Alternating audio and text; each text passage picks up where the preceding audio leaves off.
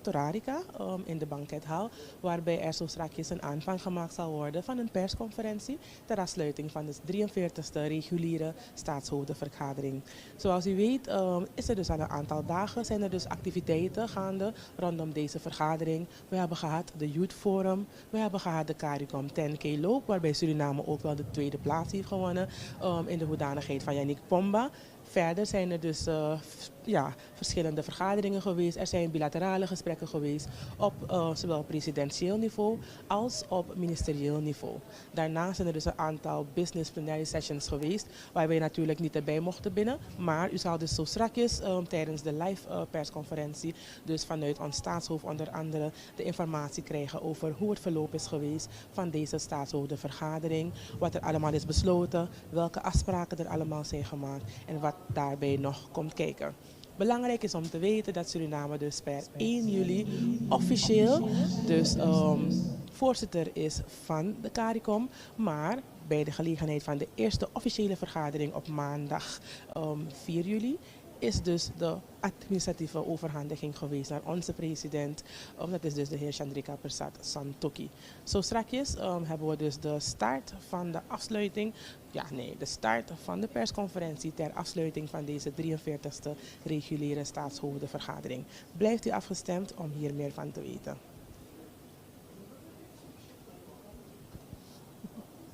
Raise your voices high and sing of your Caribbean pride.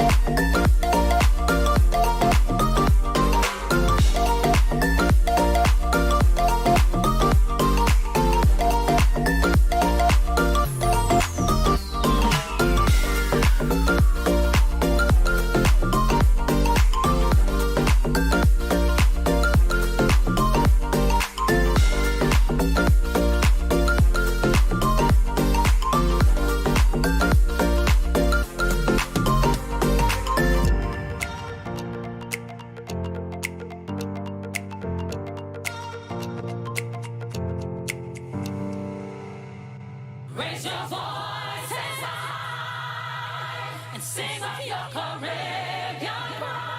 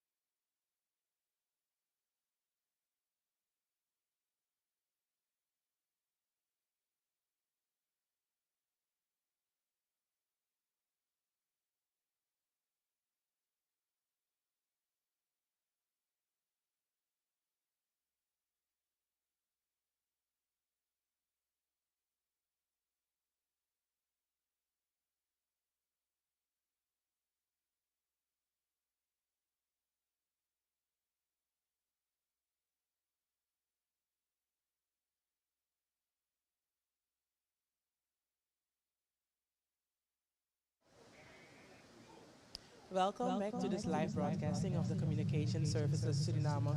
We are live from CARICOM Banquet Hall where we will have a press conference as part of the closing of the 43rd regular meeting of CARICOM Heads of Governments, which has been held in Suriname from the 3rd of July until the 5th of July. Today is therefore the last day.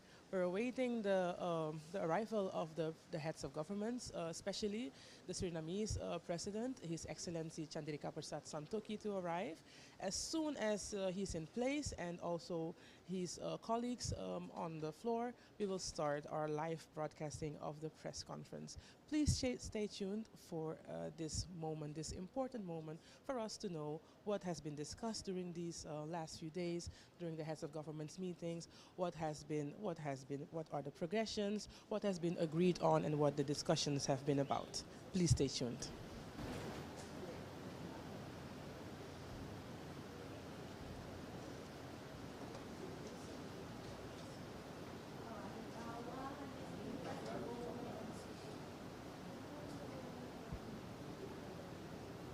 That's it. Okay.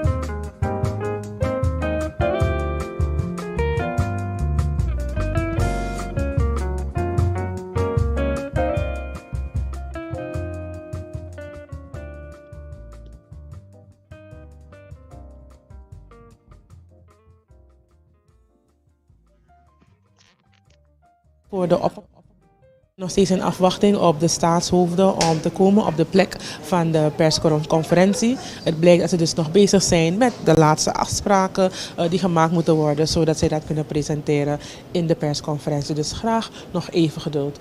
Also, for our live viewers, thank you for waiting and for watching this live broadcasting from the Communication Services Suriname. We are live from the Tararika Banquet Hall, and we are still in waiting for the heads of governments to arrive for this press conference. We apologize for the delay, but we are hopeful that they will arrive anytime soon, so we can start this press conference. It's of course important for them to have a proper wrap up of the plenary sessions during this heads of government meeting, part of the 43rd regular meeting of heads of government of the Caribbean. We are seeing the delegation arriving at this moment. So the moment all the delegation members, the president of Suriname, Mr. Chandrikapersad Santokhi, as well as the Minister of Foreign Affairs, Mr. Albert Ramdin, as well as the CARICOM Secretary General, Ms. Carla Barnett, as long as they have arrived, we will start this press conference. I can see all the delegate members arriving currently, so it should be any moment now that we can start this press conference. Please, some patience, and thank you for waiting.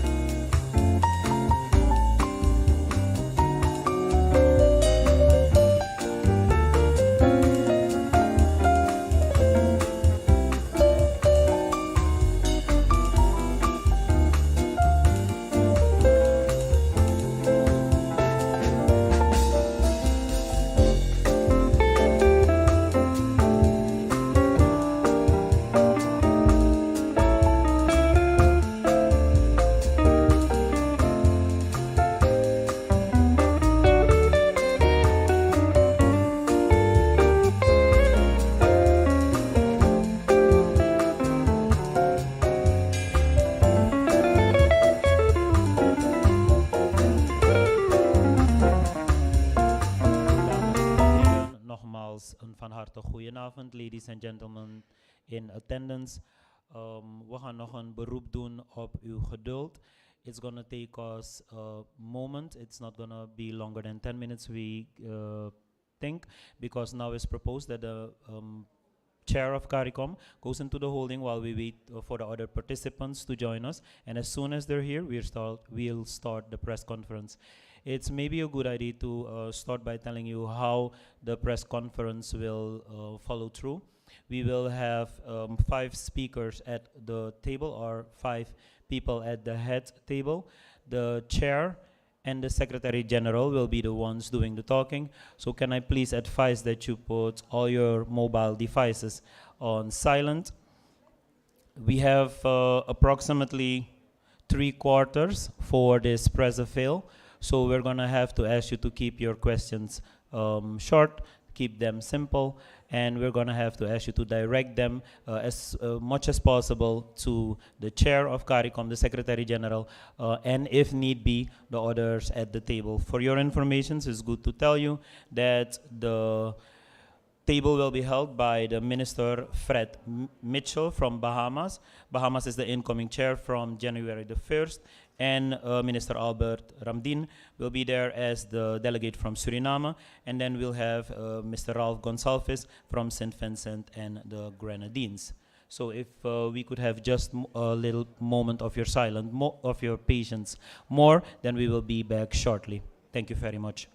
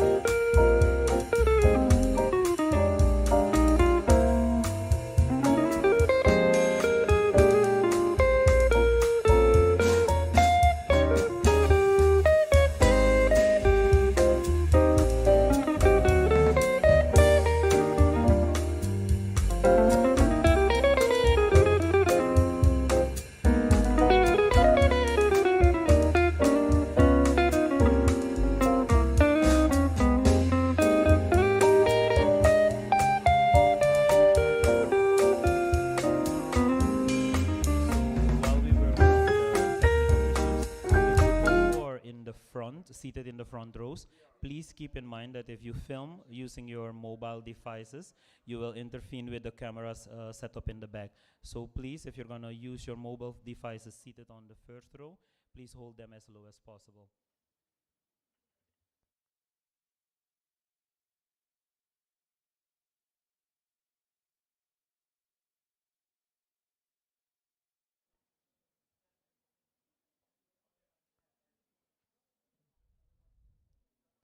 Within a minute, the president is gonna step in. When the president steps in, I'm gonna ask you to rise, and then we can remain seated once he's seated. There's a slight change in the order of the press conference. The chair of CARICOM, the president of Suriname, is going to be the only one with a statement, and after that, we will be prepared to take your questions.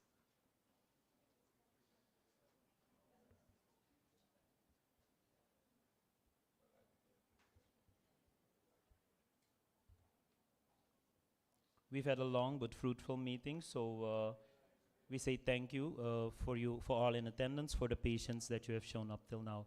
Please rise for the entrance of the chair of CARICOM, the president of Suriname, His Excellency Chandrikapersad Santokhi. Please be seated.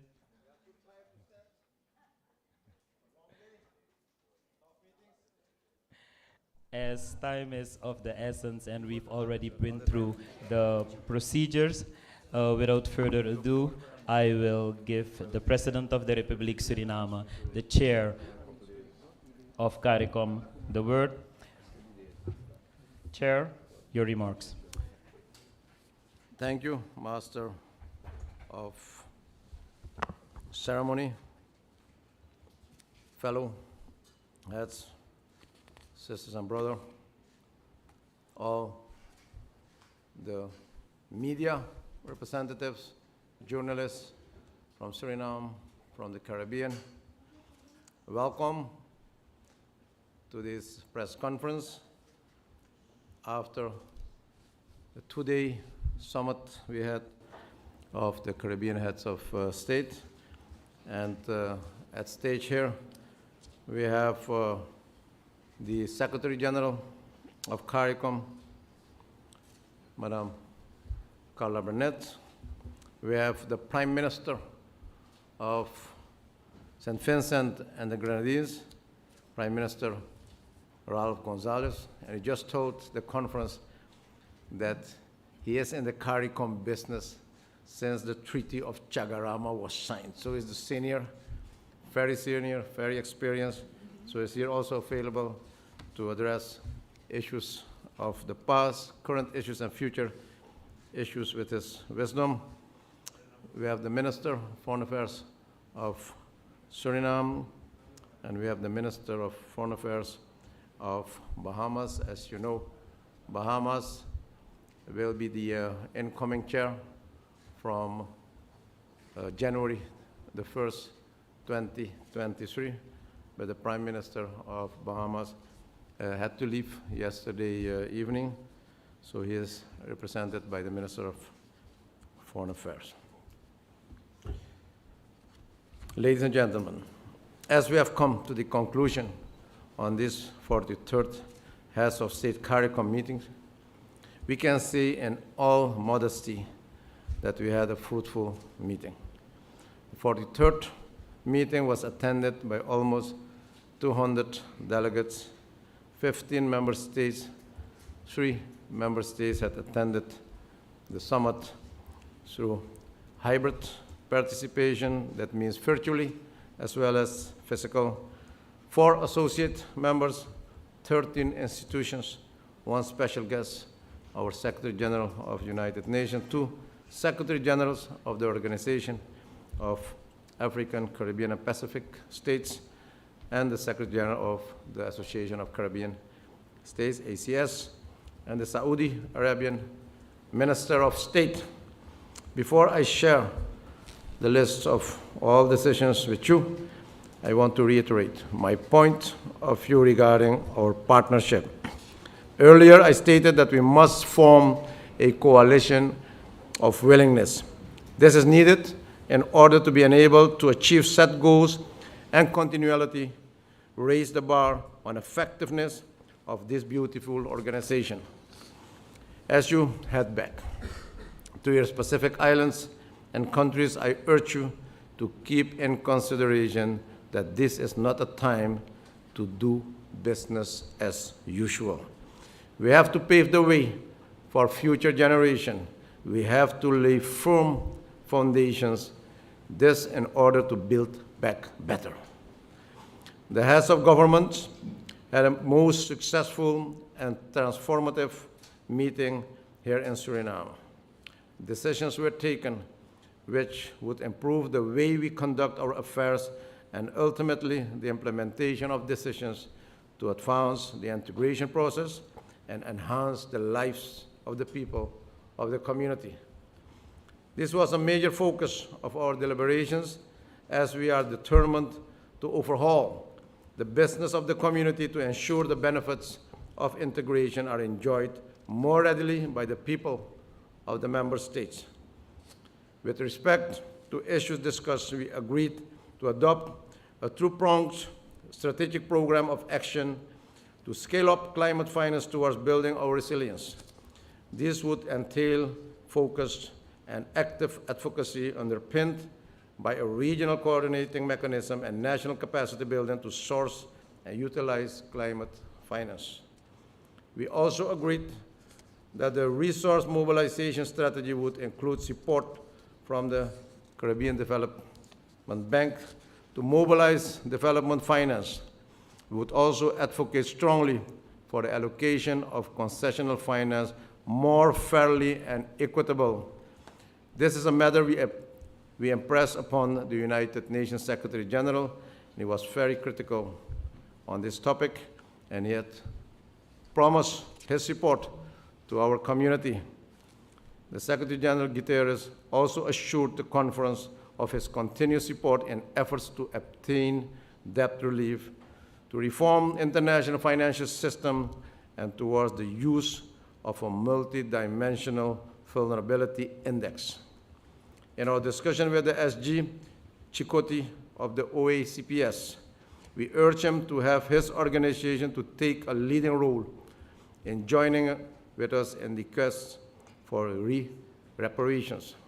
We agreed on the need to invest more time and effort in strengthening solidarity and cooperation to develop a common, strong stance in advocating on the issues of reparation and migration at the UN and other international fora. We received an update on the situation in Haiti and exchanged views with Prime Minister Henry, and we took the opportunity to express grave concern at the deteriorating security situation in Haiti.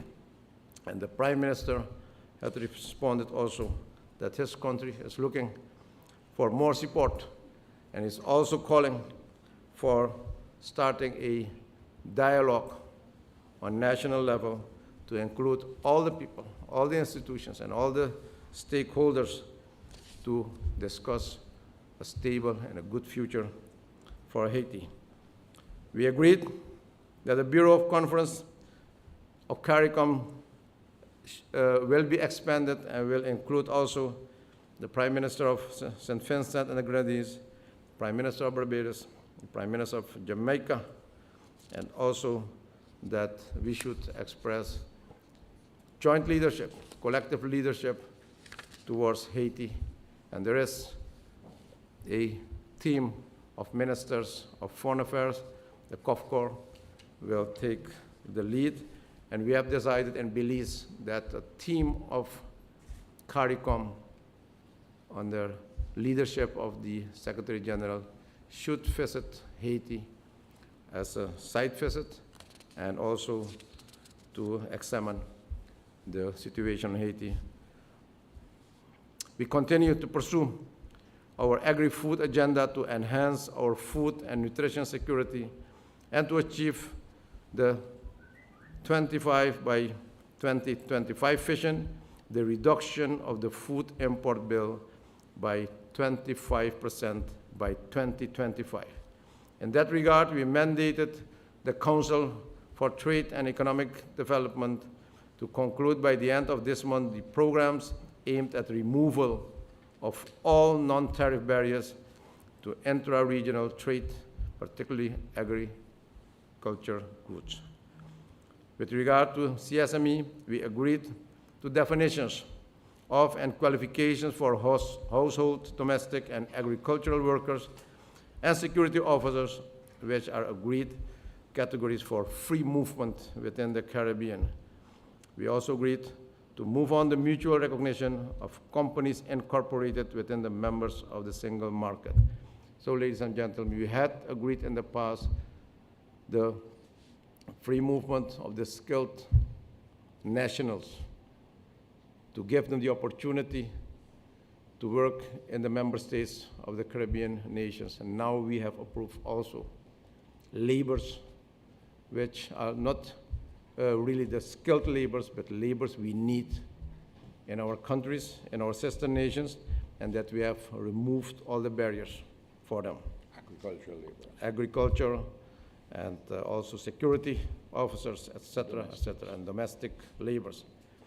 On industrial policy, which is a portfolio that was added to Suriname's responsibilities, the conference received a presentation from Suriname on the initial work review taken by the National Committee with the support of the CARICOM Secretariat, the CDB, and the Caribbean Export. A substantive paper on industrial policy was circulated for review and consideration by the member states. A ministerial task force will be established to further give body to the formulation and implementation of an industrial policy for the region. The community also looks forward to the 50th anniversary of CARICOM next year, and celebratory events are expected to take place across the community throughout a 12-month period. The meeting has presentation from the private sector, labor, and the civil society, and the Dean of the CARICOM Youth Ambassadors Program representing the youth of the region also made a presentation. We congratulated in particular the youth of the community on their active engagement and participation in the CARICOM Youth Forum held on the 24th of June 2022. And the Youth Summit will be held later this year in Suriname. Noteworthy is that Suriname has offered a 10 hectare of fertile land to the youth of the region. And with that, I conclude my remarks regarding the meeting. And we are available to respond on any question or remarks you may have. And I give the floor back to the Master of Ceremony. Thank you very much, and may God bless you all. Thank you, Mr. Chair. Members of the press, now is your time to bring forward your questions. When you state your question, please state your name, the media you belong to, and to whom the question is directed. Who will be the first? The mics are set up at your left and your right. Yes, you can come up to the front.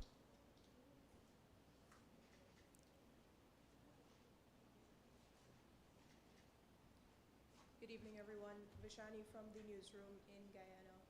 To the chair of CARICOM, President Santokhi, you spoke about mandating COTED to remove, to conclude all of their programs to remove the non-tariff trade barriers. What exactly does that mean? And I'm seeking clarity. In effect, does that mean that by the end of next month, agricultural produce will be able to move freely throughout the Caribbean? And secondly, there was much anticipation ahead of the conference for a regional energy security policy. Can you tell us perhaps how talks on that advanced during the conference? Thank you. Thank you very much. Yes, there were a lot of decisions. We took as heads.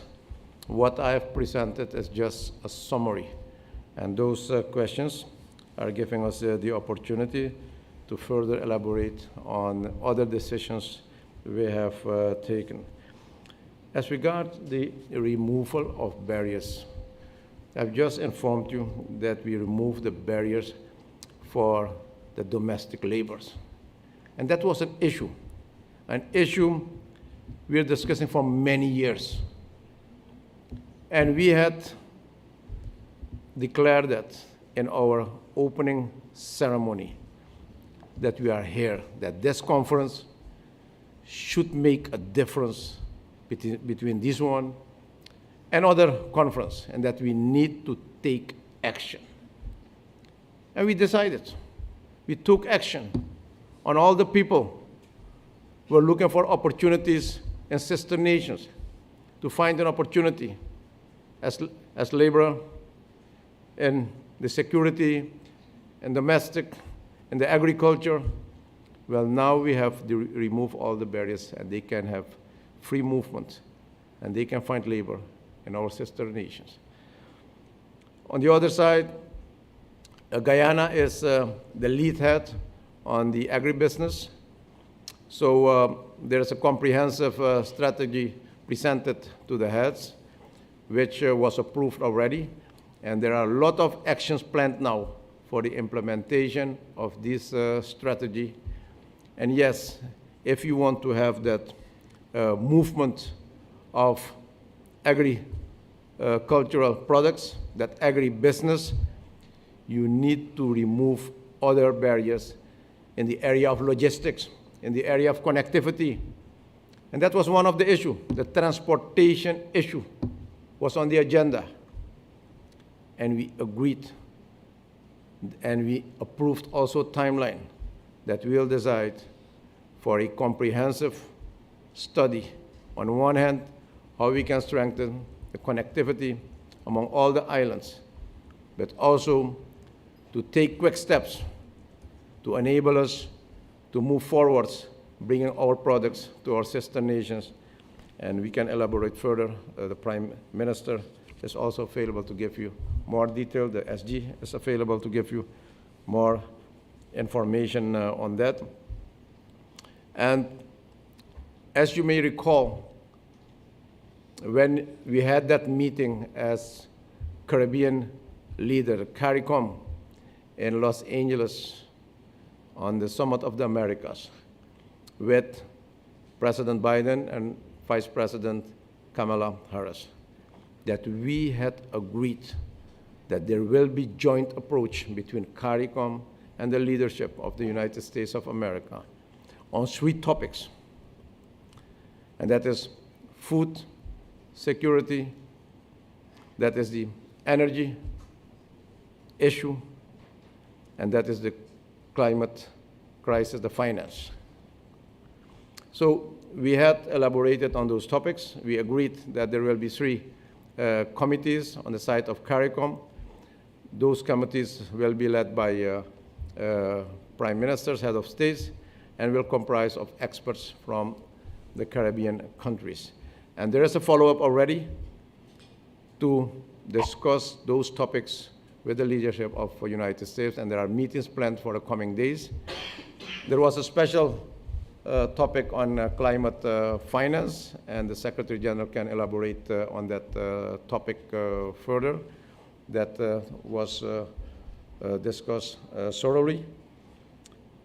And later on, I think the SG and also the Prime Minister can elaborate. But I think if there are no other questions on those topics, maybe you can take all the questions. Then, yeah, Mr. Cairo.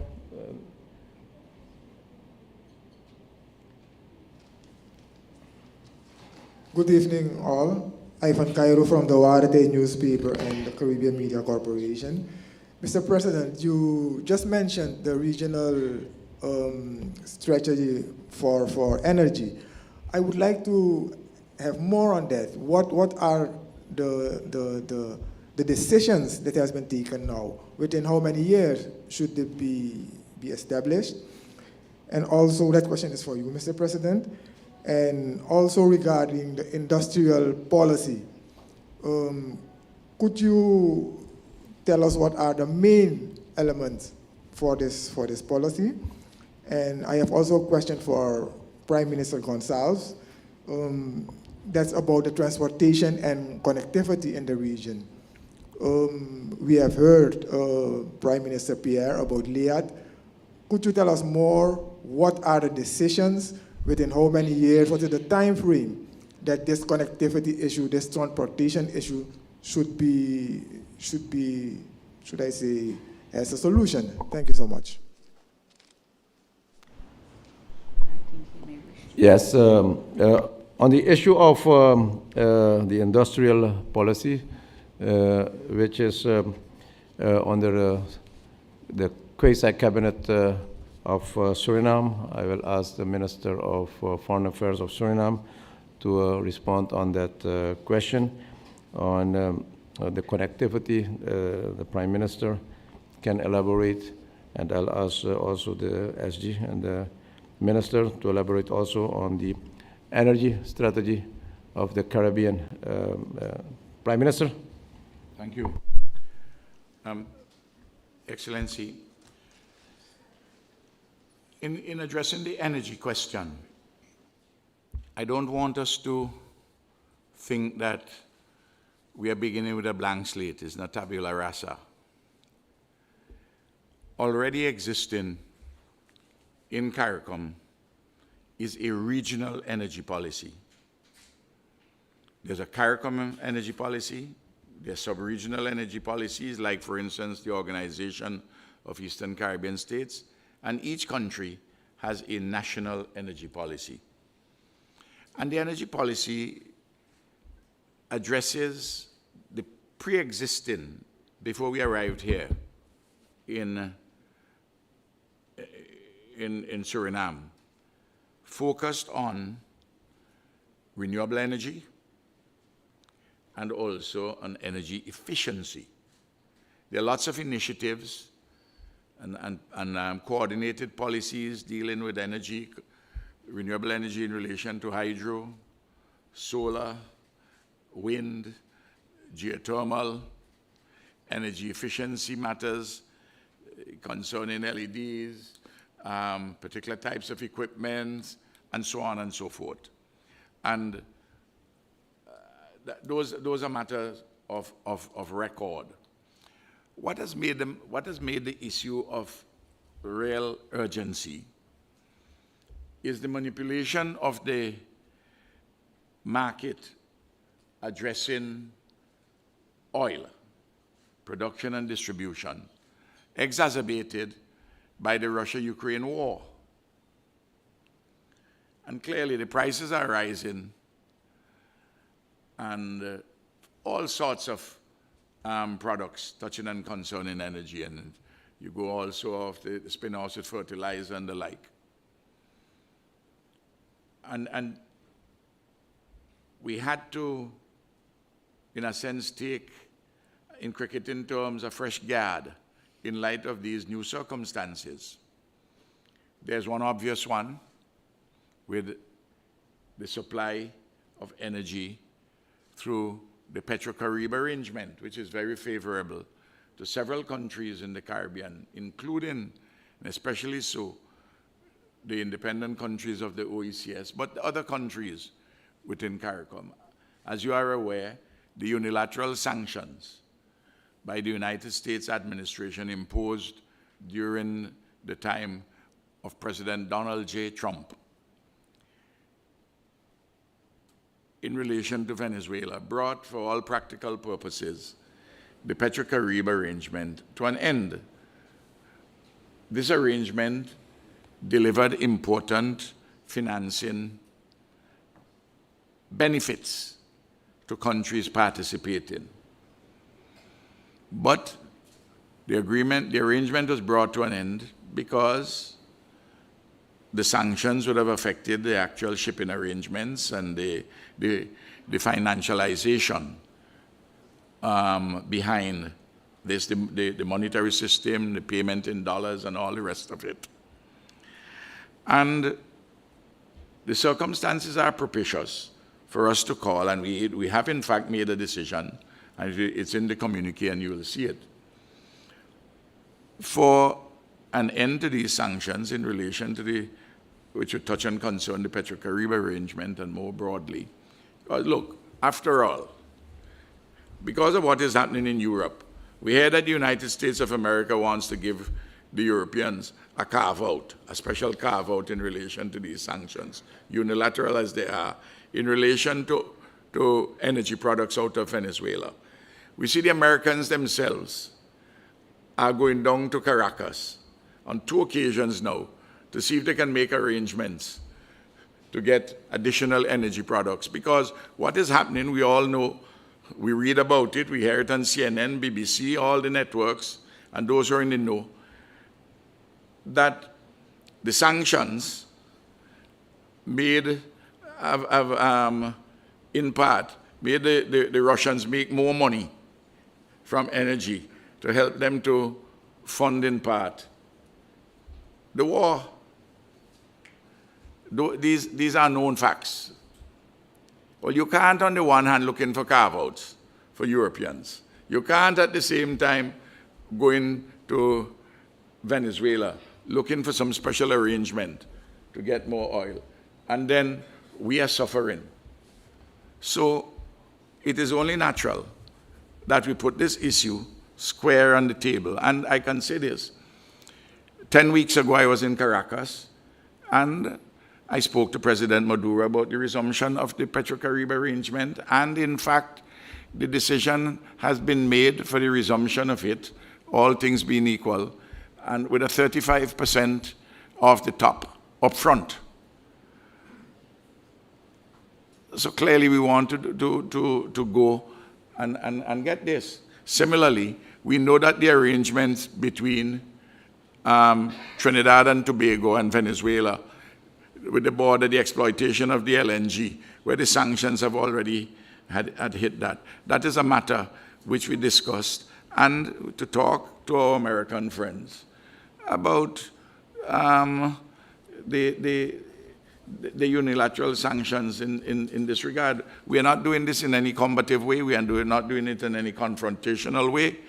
There's a dialogue, a conversation between friends, CARICOM and the United States of America, and the Venezuelans are also our friends. And this is how responsible, mature leaders are trying to address an issue which is very much in front of us. So that is a specific bundle of issues concerning energy, in addition to all the other pre-existing ones. Now, in relation to connectivity in transportation, 2 bundles of issues. Those concerning sea transport, marine transport, and those relating to air transport.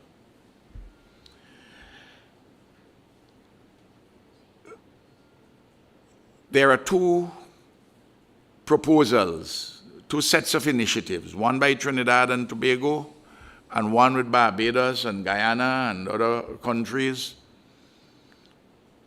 in relation to fast ferry transport and in relation to traditional ferries, movement of goods.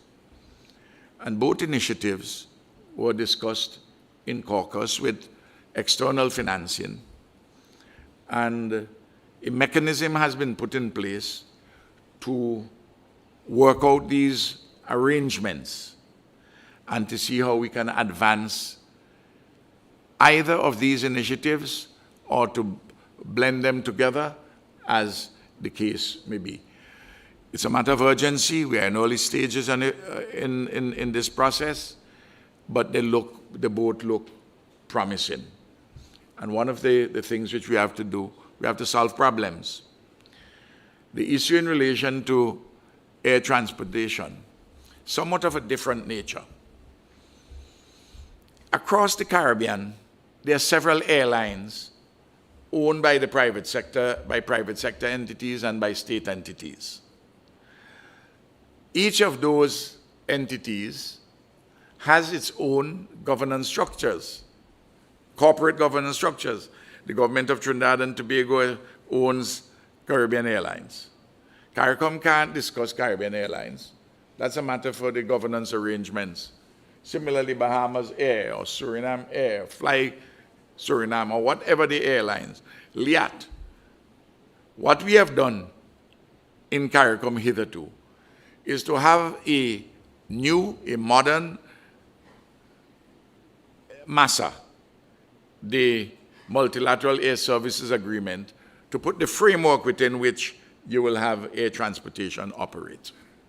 But clearly, we can't come here and those countries which were particularly in the Eastern Caribbean, the OECS countries, Barbados, and even Trinidad too, even though Cal is doing a heroic job trying to help to make connectivity in the Eastern Caribbean, and so too one or two other private airlines. But we have lost thousands of seats because LIAT, as it was, is no longer before us. You didn't realize it while COVID was on, but after COVID has receded somewhat and people are traveling again, we see the problems. So a discussion has taken place between the prime ministers of Antigua and Barbuda, Grenada, St. Lucia, St. Vincent and the Grenadines, Barbados, and Guyana. I happen to know that Prime Minister Skerrit is involved would be involved in this. St. Kitts, as you know, they are in an election cycle, and they didn't have anyone here to really discuss this matter with us at that particular level. But we have taken a decision between those countries on the margins that we are going to address the issue of a regional air carrier of some kind. It may well be the revival of LIAT in some form or the other, but we have to get a consultant in the area of aviation to put the framework together and some numbers as a matter of urgency for us to move on. And sometime, and that is taking place, I've been given a certain responsibility to coordinate certain things, to get that going. And then to get the terms of reference in order for such an exercise. And to have a further conversation at the leadership level, sometime in the period between the 20th of July and the end of July.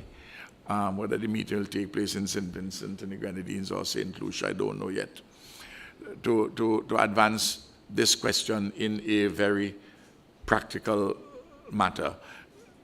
We discussed also, I would say, broadly, some residual issues from LIAT 1974 Limited. That discussion is inconclusive, matters in which we do not have any particular legal obligation, but there may well be a moral obligation for us to address certain things efficaciously, and we will seek to do so in a coordinated way.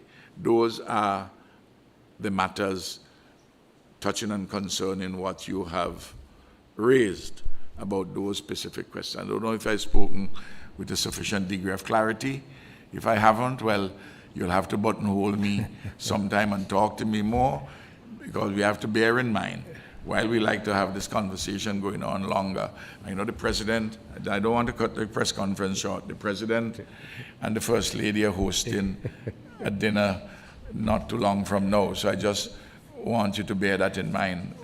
I'm not asking to curtail the free press, I just want to, he may not want to say it, but I would say it for him. Thank you, Ralph. Minister of Foreign Affairs of Suriname, the question on industrial policy, the update. Thank you very much, Mr. President, and good evening to all. I'll start saying a couple of things before I speak about the industrial policy, but more to put it in context. I think the time is right in our own region following the COVID-19 and the Ukraine crisis.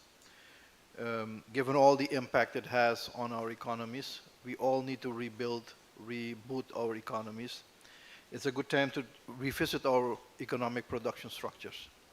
So setting up an industrial policy task force is important in this regard. The other reason why it is important in this context currently is that the focus of the region's integration is on three things: on the single market and economy, on energy security, food security. And without an industrial policy that brings together all the three elements, the whole process would not be complete.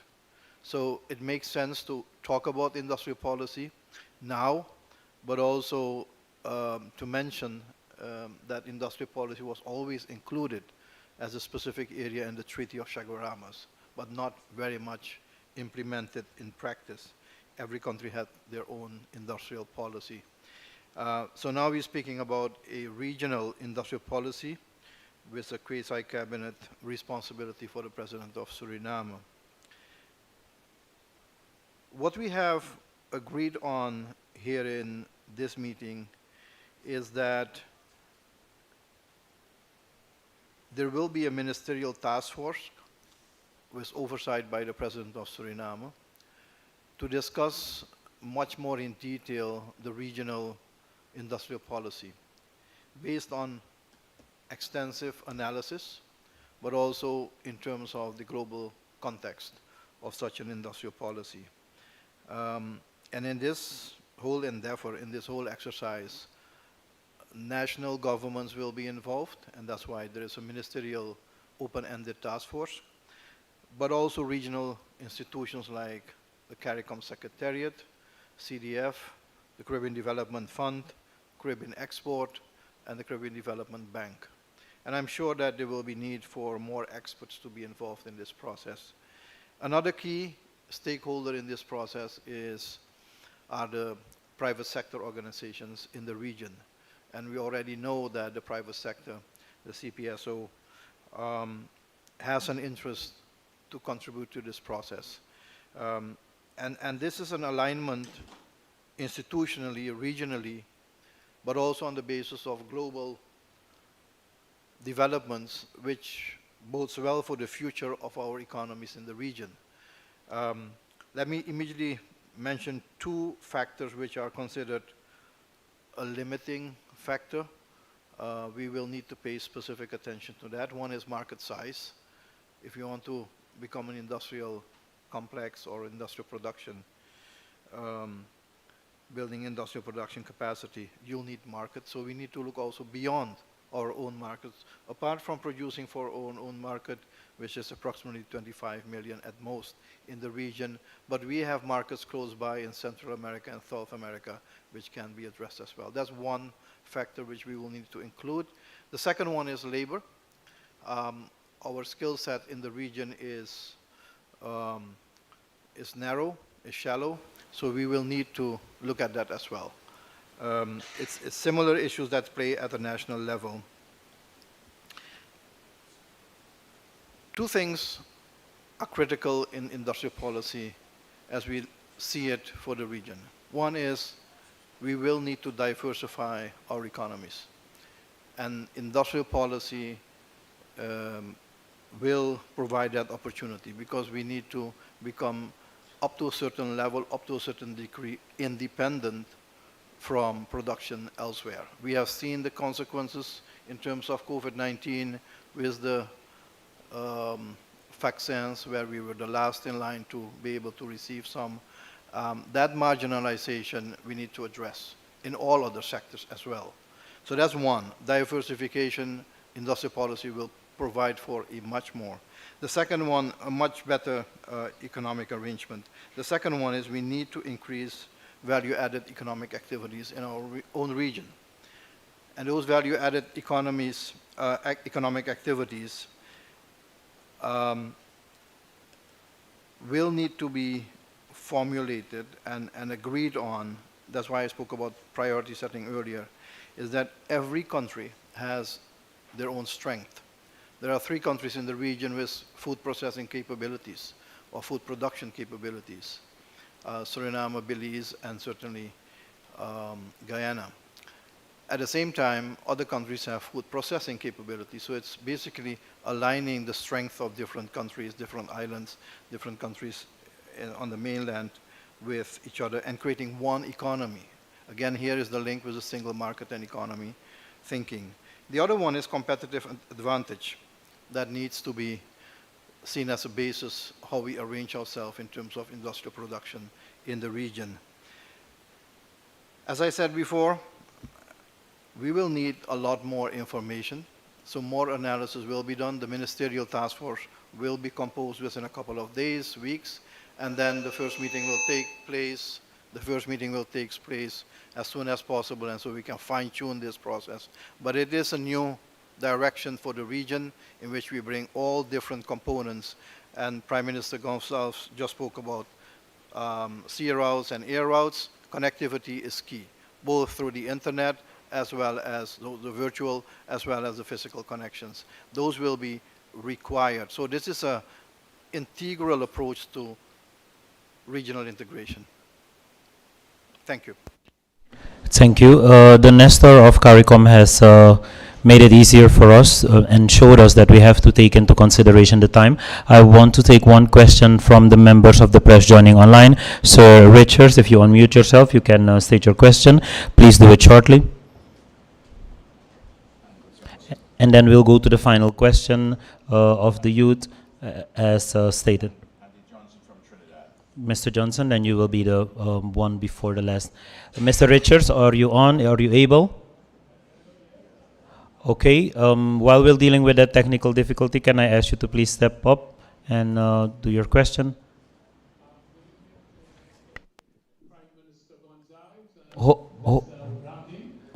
Yes. I'm sorry that you have to cut short your dinner, but you have to take my question if it's possible. President Santokhi, I am impressed by your statement at the opening ceremony, in which in fact you asked for CARICOM people and Caribbean people to come across and work in Suriname and be happy and be part of the whole regional integration process in Suriname. My question to you is, given all what you have said, and again at the press conference where you spoke about the free movement of labor now among agricultural workers, what guarantee would CARICOM people have coming to a country where, for example, there is a perceived concept that human rights issues are not above board, they are human rights problems? I ask that question again in particular question based on the fact that you know and I know that there is at least one CARICOM national who has been in Suriname for the last 2 years and has not been charged, has not been able to go to court, and yet has not been able to leave your country. Just to save time, would you please state your question immediately, then we can do 2 questions at a time. Yes, sir. All right, thank you very much. My name is Andy Johnson. I'm a journalist from Trinidad and Tobago. I work for the Trinidad Express as well as a TV station called WESN. Excellency, Mr. President, my question is really to you. Given the resolve you say that was taken at this meeting to do certain things, to take action on decisions that you all have made, how soon do you think the first domestic worker or the first agricultural worker will be able to move from one country to the next under the protocols that you all have put in place? And it is my understanding that the CARICOM youth ambassadors who addressed you all, she called for a greater involvement of young people in making decisions at the regional level. Can you tell us a little bit about how that will happen and when, given the urgency you're talking about? And I think I just want to say that I too was signing. Thank you very much. Yes, thank you. As regards the question on the integration of people, the integration of the Caribbean nation, and the opportunity what we have in Suriname, and my statement that we as a country, and I as president of Suriname, that I'm offering opportunities to the Caribbean, the business community, the entrepreneurs. And I will reiterate what my message was. The spirit of this summit of the heads of government of Caribbean states and associate members was that there must be a change within the Caribbean organization, within the Secretariat, within our strategy. So we have decided that there will be 4 meetings added more virtually to monitor the decision, but also to look what is hampering in the implementation of all the decisions we are taking.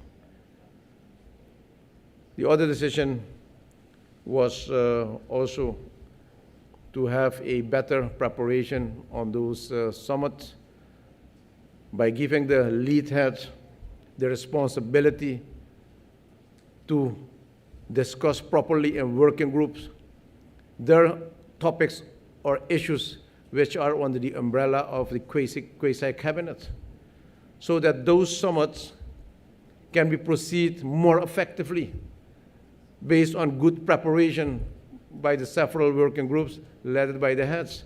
So those are some of them, but if you are interested, the SG can elaborate further on that. So our strategy is, yes, we do have opportunities in the agriculture sector.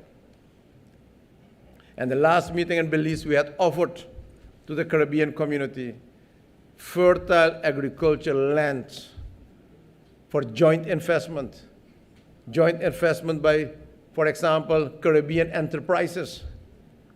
And those Caribbean enterprises should be legal entities comprising of CARICOM nationals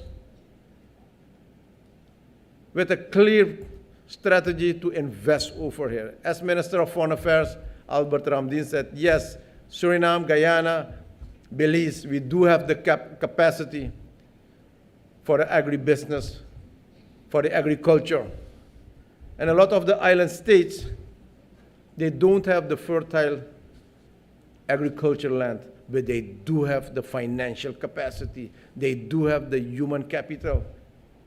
So with a good alignment, good cooperation, we can work based on win-win. The other issue of the oil and gas, yes, we have experienced the oil and gas business towards the world. And here, there are 2 newcomers, Guyana and Suriname. And we have a strategy on local content. Yes, the local content, the local business people of Suriname will get a preferential position. They'll get the first priority to be engaged in this oil and gas business as a direct business partner or to be partner in the spin-off of the oil and gas business. But here you can partner. And that was my invitation, all the companies of the Caribbean, you can partner with a local content, follow the rules and procedures of Suriname, and register your company at the Chamber of Commerce and partner with a local content, and then you'll become a local content too. That is what I'm calling an approach based on pragmatism and not going for the bureaucracy. And where there are bureaucracy, yes, we as leaders, we have to remove those bureaucratic procedures, and that we have done with the issue of labor. When it can be implemented, I'll ask the Secretary General, because after the approval of all these decisions, we'll take the procedures into consideration, and she can elaborate further on when we can start with the first movement of labor towards the Caribbean nations. As regards the guarantee, yes, we can give all the guarantee based on the Treaty of Chagaramas and other framework of the CARICOM, but also based on the national legislation. And we do have a lot of CARICOM laborers in Suriname. For example, the laborers from Haiti. And during our meeting here, there was a site meeting with a technical team from Haiti and a technical team from Suriname, discussing about strengthening the cooperation, discussing a lot of issues concerning flights, concerning labor, concerning a lot of other issues. And we agreed on the heads level, President and the Prime Minister, that will continue to have that cooperation. And that we as two CARICOM countries, we have to go for a win-win cooperation. So that is what we are doing, and the same thing will happen with the other nations also. Yes, if there are some incidents, and the case you are mentioning without calling any name, that case was discussed by at least two prime ministers with me. And that case is still pending in court, and that the person is subject of criminal investigation, and that the person has a status of suspect. He's not prosecuted yet. And there are, yes, some issues which are hampering to expedite this case. And those issues were brought under my attention. And my role is to bring those issues under the attention of the Minister of Justice and Police and the judiciary. We have an administration system in my country, Suriname, based on separation of power, the trias politicas.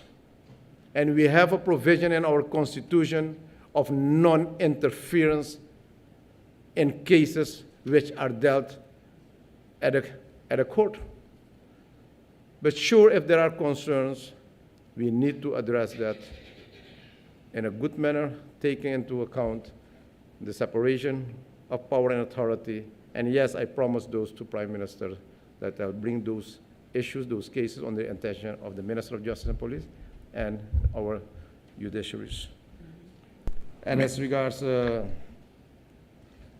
implementation of our decision on the free movement of labor in the farmer sector and other areas, SG? Thank you very much, Mr. President, Chairman. There are two sets of decisions that were taken that are really important within the context of the CSME. One was in relation to the definitions of categories of labor. The reality was that there were just very few issues that needed to be clarified. Those issues were clarified. There's general agreement on the definitions of the categories of labor. Those definitions are in keeping with ILO standard definitions. What needs to be done now, because when we make decisions at the level of CARICOM, at the national level, the laws may need to be amended. For most of the countries, there really isn't any need to amend the laws. It is really just one or two that need to do that, and we will begin that process of working with the countries to make sure that those definitions that we agreed are, in fact, incorporated in the local laws. The second set of decisions was in relation to the removal of non-tariff barriers.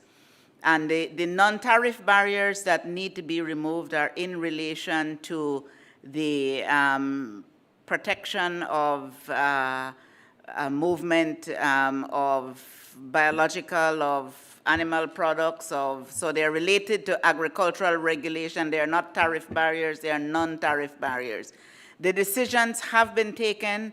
We were in a process even before this meeting started to have the relevant organizations, the organizations of veterinarians, the organizations of agricultural health authorities. They are supposed to be meeting and agreeing on all of those before the end of this month. That's the information, and it is our job to now ensure that they do sit and remove whatever bureaucratic processes, as the President refers to them, are sorted through so that anything that's not reasonable is removed. Wherever those protective regulations are there for the purpose of stopping transportation of agricultural commodities, those are where we need to sort it out. At the end of the day, it's about ensuring that producers can ship their products, but that there is necessary regulation in place, because we still do need to make sure that we are not moving agricultural produce, whether animal life or meat products or fruits and vegetables that would cause pests to circulate throughout the region. So it's really about making sure the regulatory agencies are all on the same page. It's not a removal of a tariff or a preclusion of an export or an import. It's to work through the regulatory processes to make sure that products can move without increasing the risk to any of the agricultural sectors of the region. May I, Chair, if I may speak Prime Minister. to two related issues concerning the freedom of movement, because I think perhaps sometimes we have some confusion, both in relation to the progress we have made and not to conflate freedom of movement with other issues which are not connected necessarily with freedom of movement. The revised Treaty of Chaguaramas specifies within it a number of categories by treaty which you would allow skills nationals to go, and there's a list of them. And since then, the heads of government, in accordance with the provisions of the treaty, have extended the list, and it's a large number. Journalists, for instance, university graduates, teachers, nurses, professionals of one kind or another, technical people, sports persons, and cultural artists, and so on and so forth. It's a large list. And some time ago, approval was given in respect of domestic workers, agricultural workers, and security officers to be added. The definitional work and the details were not put in place. Those have now been put in place. And as the distinguished Secretary General of CARICOM has said, that some of these matters have to be now put within the domestic legislation. The protocols will be signed and go into the domestic legislation. Some of them you have to actually amend the legislation locally. But right now, if any country wants in CARICOM to get agricultural workers, for instance, from another country, they can do so by agreement. In the same way as we send agricultural workers to the United States, to Canada, we now do it from St. Vincent to the United Kingdom, and so on and so forth. So that also could involve with persons who want to employ them. And the fact that we have approved these now would clearly make that facilitation much easier. Then, of course, every CARICOM national can go into another CARICOM state for up to 6 months, provided you're not being a charge on the state and they're not security issues. And these matters have been detailed in the Shanique Myrie case out of the Caribbean Court of Justice. And the Caribbean Court of Justice is the authoritative mechanism for the determination of disputes arising from the application of the revised Treaty of Chaguaramas.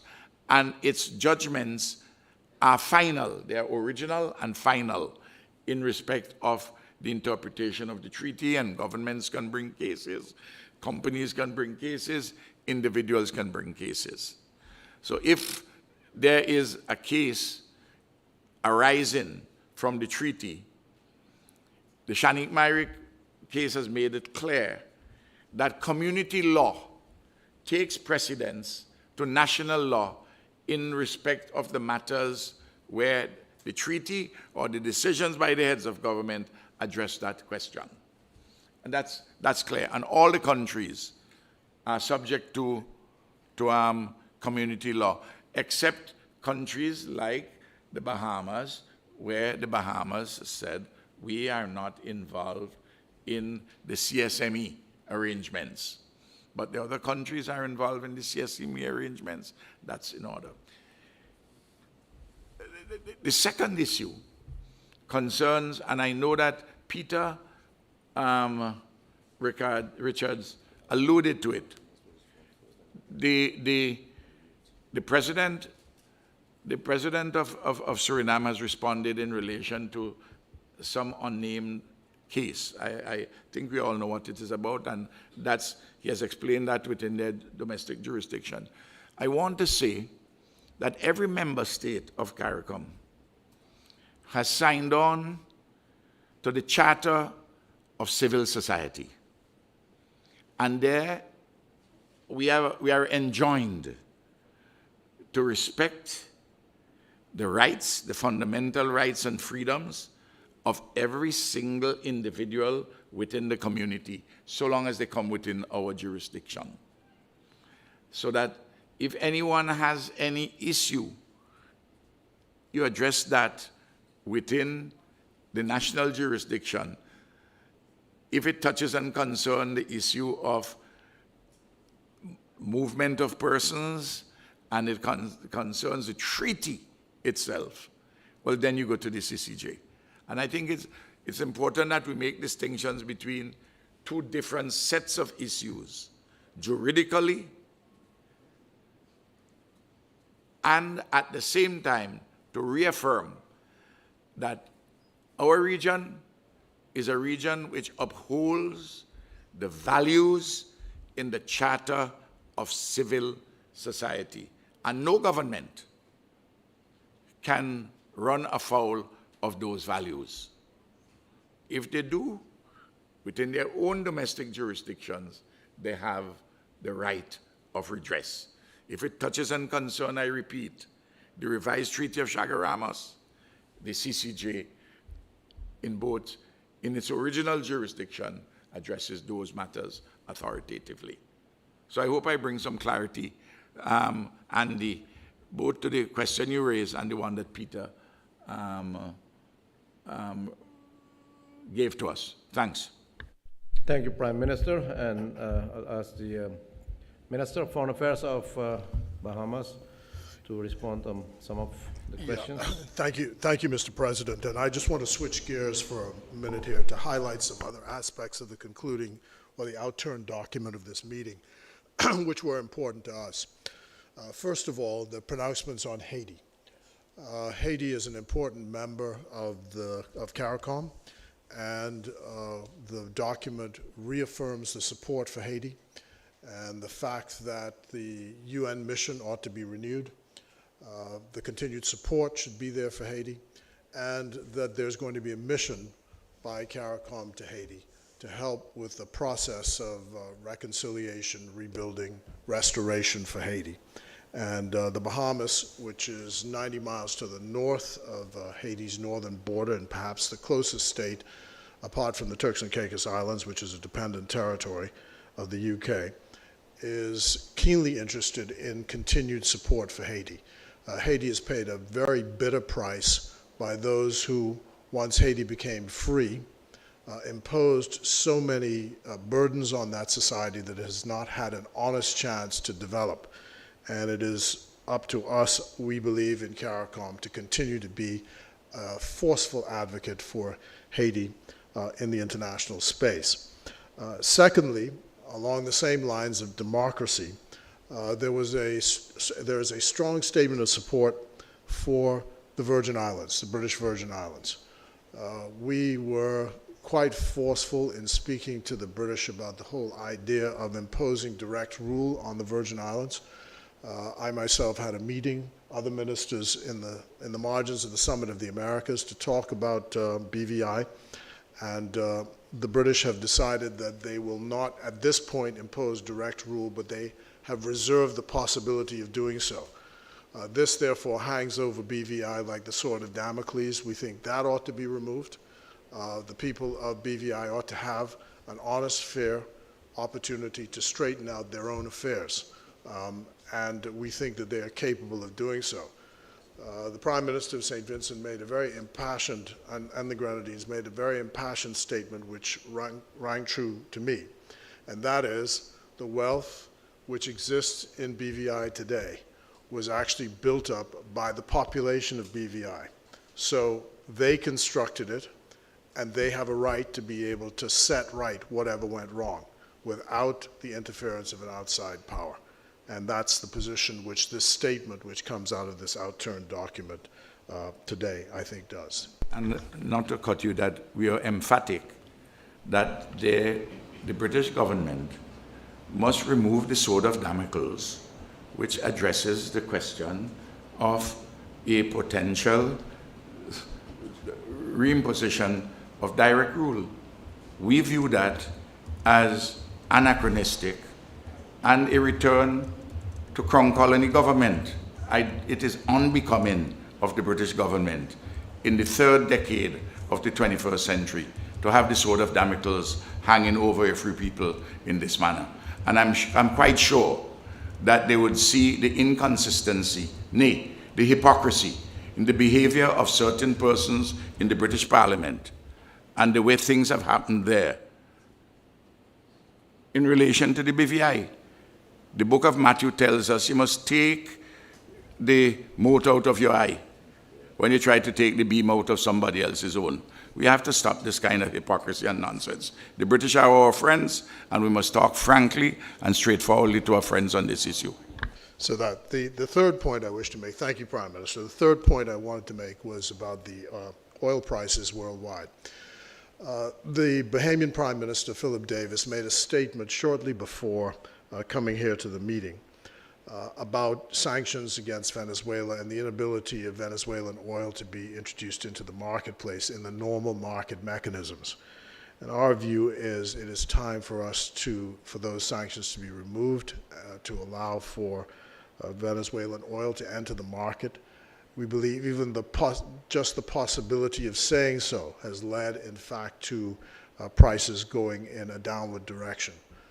So this outturned document, again, makes the point that there ought to be a free return to the market mechanisms, and the Petrocaribe program, which existed before, assisted and helped Caribbean states with the question of energy prices. And we in the Bahamas, of course, energy is really private sector driven and not public sector driven, but certainly with the scrapping of the sanctions would in fact come a positive impact on pricing and cause a drop in the price of oil, which is a practical issue for citizens across the region. It's left only after my saying that for me to thank again the President of Suriname for his kind reception. You've gone out of your way, Mr. President, to make sure all of us are comfortable and feel home, and I thank also my colleague, the Foreign Minister, for his assistance as well. And this is my time back. I was here last in 2005. This is my third time as Foreign Minister, and I'm pleased to be back.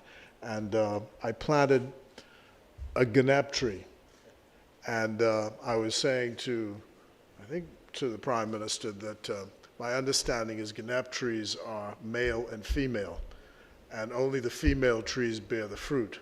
So I'm hoping we'll find out in short order when I come back whether it's a female tree or a male tree. I'm hoping it's a female because I love ganep. Thank you very much, and blessings. Thank you. As the youth hold the future is, it's... Yes, Chair? More, but, you know, this is the advantage. If you come with question, then you will notice how many deliberations we had and how many decisions we took. There will be a communique coming from the Secretariat, coming hours, maybe tomorrow morning, with all the decisions we took. But on the issue of planting trees, yes, also based on the anniversary next year, the 50th anniversary of CARICOM, we had planted 15 trees. 15 trees by